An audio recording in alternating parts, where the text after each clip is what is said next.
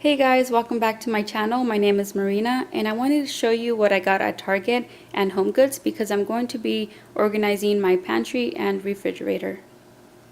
So the first items I got was from Target, and I got these wire baskets and also these white baskets. The larger one will be for all the extra food. I'm not too sure what I'm going to put in each basket yet. I'm going to have to play around and see what fits.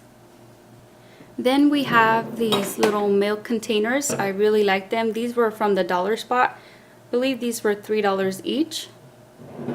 I got this one from the kitchen section. I think I'm going to be using it for Emma's orange juice. And this one doesn't go with any of my organization, but I just wanted to throw it in here since I got it. I'm going to be using it for caramel when I make my caramel apple pie. This one back here I also got from the dollar section. It's just a little farmer's market sign. Then these ones I got at HomeGoods, and I do make instant coffee, so I will be putting that in there, and my sugar.